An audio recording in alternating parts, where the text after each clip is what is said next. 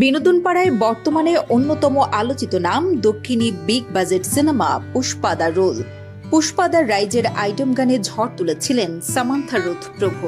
তাই ছবিটির sequel dance number নিয়েও ভক্তদের প্রত্যাশা ছিল অনেক। দিন তিনেক আগে মুক্তি পেয়েছে পুষ্পা 2 দ্য রোল সিনেমার গান কিসে। 5টি ভাষায় মুক্তি পেয়েছে এই গান। প্রকাশ্যে এসেছে দক্ষিণী অভিনেত্রী শ্রীলীলার নাচের ঝলকও। তারপরেই শুরু হয়েছে তুলনা।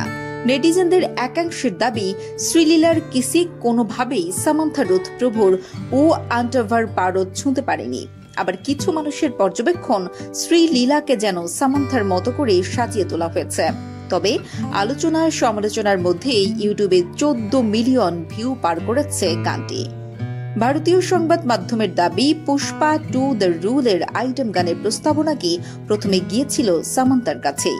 তারপরে এই প্রস্তাব দেওয়া হয় শ্রদ্ধা কাপুরকে। কিন্তু পারিশ্রমিক শুনে পিছিয়ে যান ছবির নির্মাতারা। তারপরেই শ্রীলীলাকে বেছে নেওয়া হয়। শোনা যাচ্ছে এই আইটেম গানের জন্য 2 কোটি রুপি পারিশ্রমিক নিয়েছেন শ্রীলীলা। অন্যদিকে ও আন্টাভার জন্য সামান্থা নিয়েছিলেন 5 কোটি টাকা পারিশ্রমিক। সামান্থার থেকে কম পারিশ্রমিক নেওয়ার ব্যাপারেও সাক্ষাৎকারে প্রশ্ন করা হয় শ্রীলীলাকে। সেই সাক্ষাৎকারে শ্রীলীলা জানিয়েছিলেন, প্রযোজকের সঙ্গে পারিশ্রমিক নিয়ে নাকি তার কোনো আলোচনাই হয়নি, তাই পারিশ্রমিক নিয়ে তিনি মন্তব্য করতে চান না।